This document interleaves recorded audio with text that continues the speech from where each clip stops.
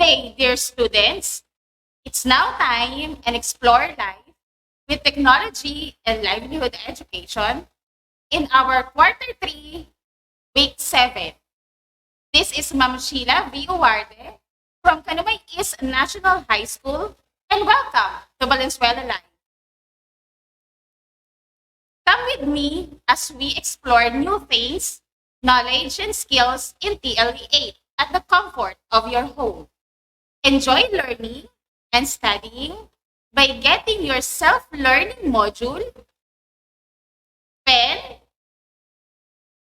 and your notebook or paper. And let's start to learn. Last week, we learned about how to perform mathematical computation. Now, let us see how much you learned from it. Are you familiar with the movie Squid Game? Yes, let us have green light, red light activity. Here is the directions. All you have to do is to identify if the statement is correct by typing G for green light in the comment section and R for red light if it is not. You will be given 5 seconds to answer. Are you ready? Okay, let's start. Number 1. Weigh all materials and ingredients needed. Your 5 seconds starts now.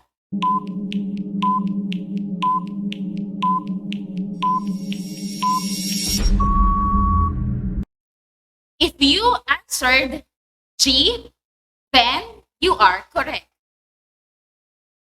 Number 2. Production is listing of all necessary materials and ingredients used for 5 seconds.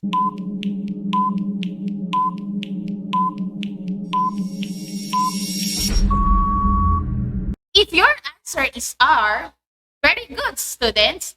The listing of all necessary materials and ingredients used is what we call recording or documentation, and not production. Number 3. Cost of production refers to the total cost incurred by a business to product a specific quantity of a product or offers a service. Your timer starts now.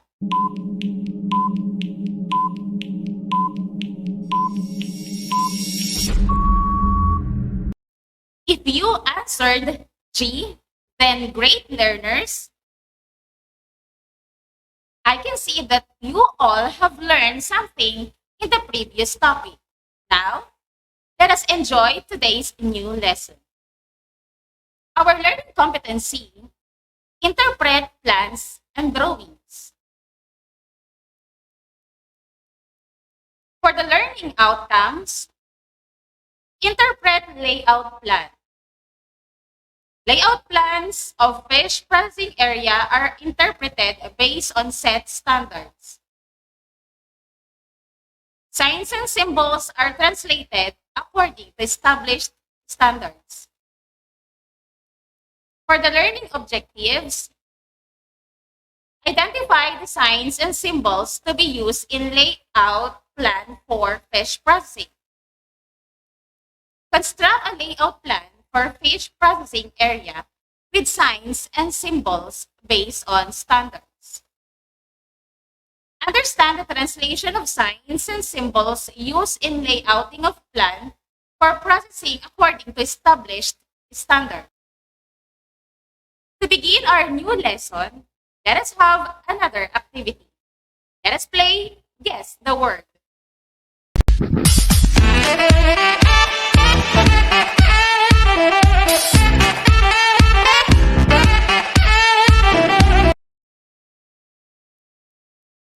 Are you ready? All you have to do is to guess the word using the picture as a clue. You will be given 5 seconds. Do not forget to type in your answer in the comment section. Are you ready? Let's begin. Number 1. Your time starts now.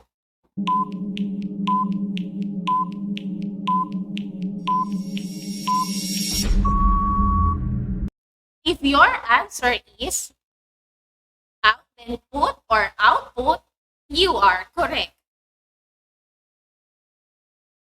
Number 2, guess the word for 5 seconds.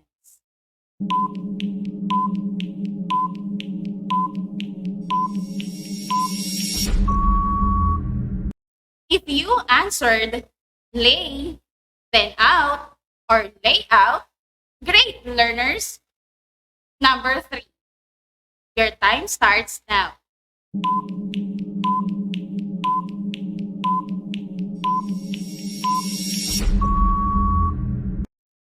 If you answered input, absolutely correct.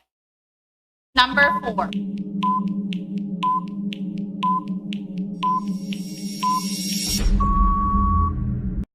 If you answered processing, then room or processing room, good job. Number 5. Your 5 seconds starts now.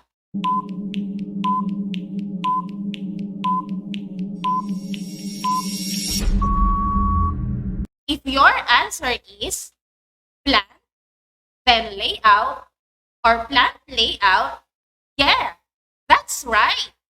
That was so amazing, dear grade 8. This time, let's share more about layout.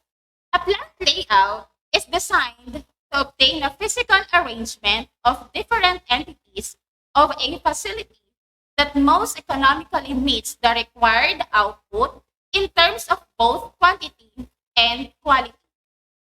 It can be defined as a technique of locating machines, processes, and plant services within the factory so as to achieve the greatest possible output of high quality at the lowest possible total cost of manufacturing. There are 3 main types of layouts, namely product layout. The product layout involves setting up the production facilities around the steps involved in manufacturing the product. In process layout, management groups together machines that perform similar functions. Next is group layout. It is a kind of layout where persons doing similar activities or machines doing similar operations are grouped together. These different plant layouts are significant factors in timely execution of orders or any manufacturing process. It's through this layout that you have an overall plan as to how your plant is going to be positioned. With regards to food, fish processing, the term fish processing refers to processes associated with fish and fish products between the time are caught or harvested and the time the final product is delivered to the customer. There are several activities in this process. The first activity is receiving. This activity includes sorting. Fish sorting, usually according to their quality, is done with the organoleptic evaluation of their condition based on characteristic of a fresh and stale fish. And grading of raw materials according to size, quality, and species. Grading is evaluating the raw materials based on organoleptics such as appearance, color, odor, and texture. It also includes segregating suitable from unsuitable ones. Next is preparation. This includes the preparatory steps such as washing, eviscerating. Eviscerating means fish from which internal organs, excluding the brain and gills, have been removed. Cutting. Brining. Brining is typically a process in which meat is soaked in a salt water solution similar to marination before cooking. And pre-cooking the fish by steaming, blanching, or broiling. Next is the processing. This activity involves the final processing, a way of preserving fish and at the same time improving their quality, which comes in several ways. Did you know that methods have been used since ancient times? Yes, indeed. Some methods, such as salting and drying, have been used long before modern technology was introduced. But whatever process is used, the fish to be processed should always be fresh, then completed in the process of sterilizing.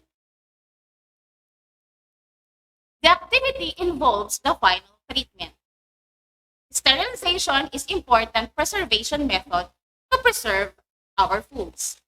This can be attained by using of different methods such as moist or dry heating, filtration, irrigation, and other chemical methods.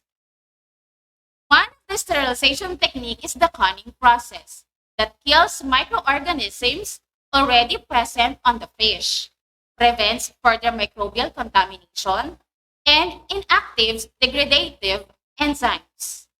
In this process, fish are hermetically sealed in containers and then heated to high temperatures for a given amount of time. Next is storing.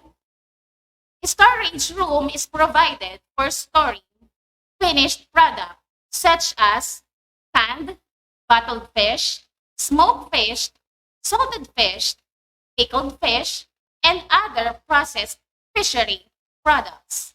Remember that proper storage will also help to extend the shelf life of the product. Packaging. This processing activity involves the wrapping or enclosing food and fish products in bottles or in cans and even in plastic for the purpose of protecting and preserving the finished products. Last, we have labeling. The purpose of this activity is to give the correct information about the product. Labeling is the act of writing and displaying information about a product's packaging. The product labels show important details which customers must know. Different fish processing activities are, of course, performed in ideal processing room. So let me show you an example of an ideal processing room layout.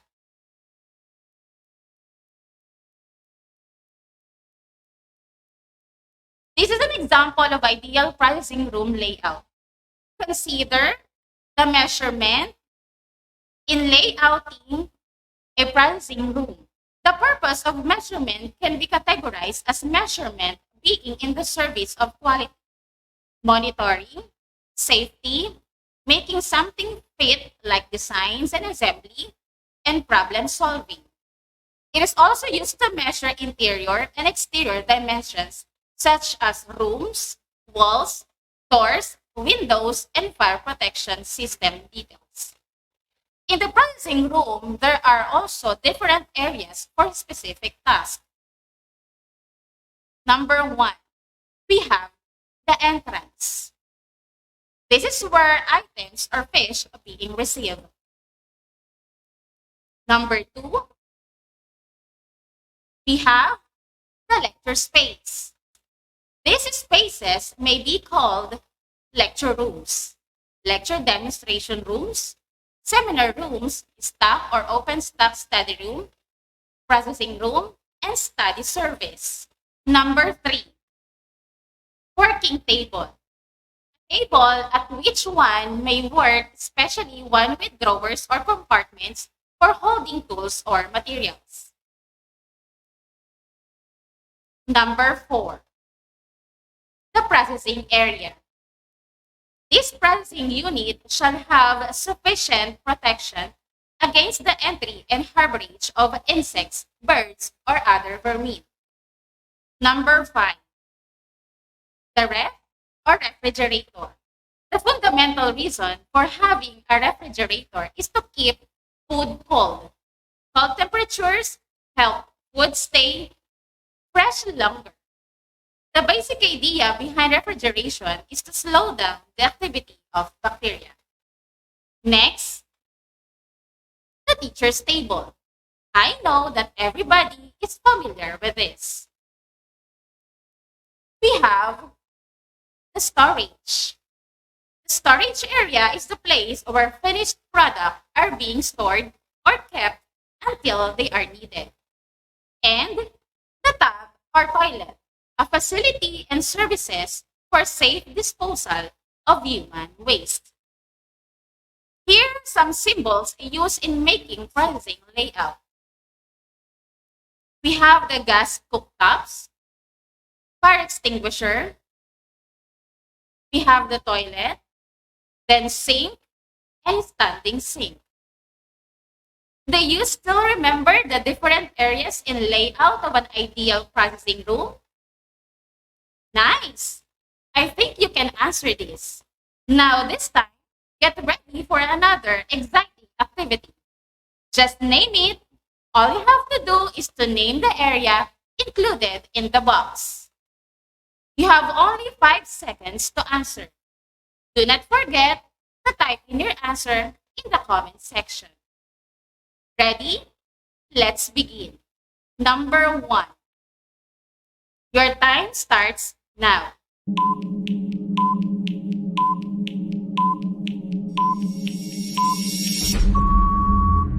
If your answer is entrance, you are correct. What about number 2? Your 5 seconds starts now.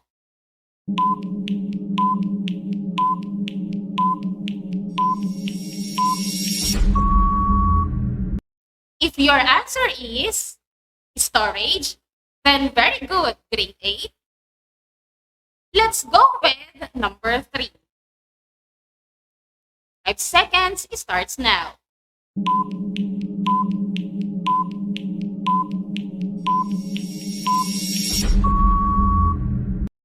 If you type in ref or refrigerator, then you are absolutely correct. Number 4. For 5 seconds.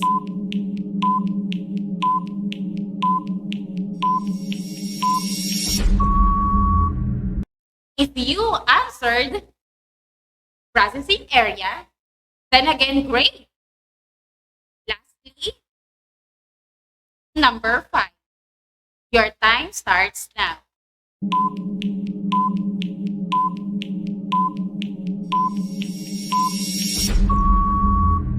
And if you answered lecture space, then well done.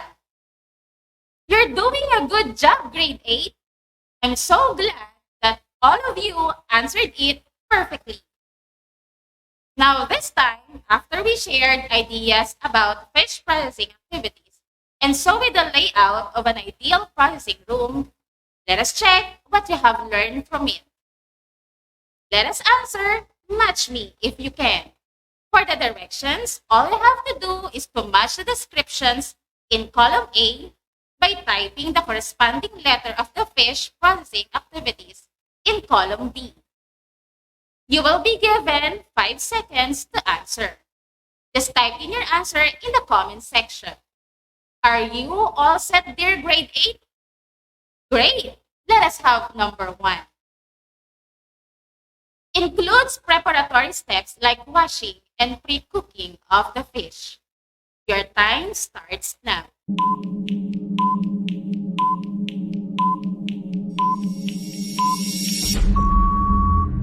If your answer is letter C, preparation, very good. Let's have number 2. Involves the final treatment during processing. 5 seconds starts now.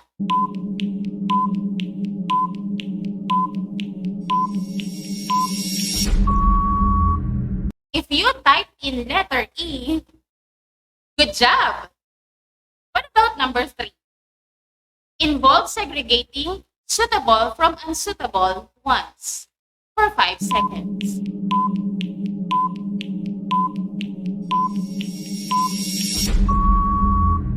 If you answered letter D, receiving, excellent.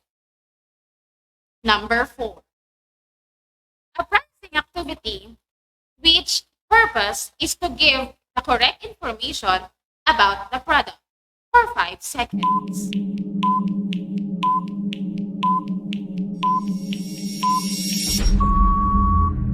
If your answer is letter A, labeling, amazing, grade 8. Lastly, we have number 5. It is done keeping quality of the finished product for 5 seconds.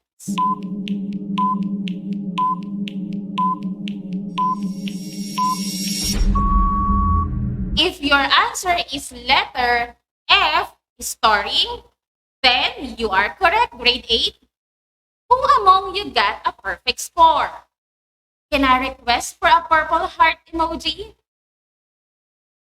Thank you, my dear grade 8. Give yourself a clap because you are all awesome. In this lesson, just keep in mind that fish are processed in a variety of ways and in different working environments. Fish processing helps reduce food loss and waste. Interpreting layout and drawings is essential in communicating ideas in industry and even engineering. Interpreting the information follows visualization. The knowledge that we know on how to interpret the meaning of different symbols is very essential for safety communication. It expresses messages in words, pictorial images, or symbols with various shapes, colors, and sizes. It gives assistance in identifying different areas in the workplace. Did you know that the simple topic can be associated with other subjects? Yes, indeed. First is science. Good design improves our lives through innovative, sustainable products and services, creates value, and reduces or eliminates the negative unintended consequences of technology deployment. Engineers do research, plan, and oversee layout like circuit and production. Next is mathematics. In layouting, things such as measurement, alignment, proportions, and ratios are things that are mathematical concepts often used by designers to make their designs well-balanced and attractive. Next is mapping. In arts, the principles of design describe the ways that artists use the elements of art in work of art. Technically, the use of balance, movement, proportionality, unity, contrast, emphasis, and pattern. Elements of arts like color, shapes, space, sizes, form, line, and texture are very essential in making designs. And we have the language. We use language as a tool for communication with other people. Designers use a visual language to communicate with their users. Fonts, colors, shapes, visual elements, those are elements of design language. See how flexible our topic is.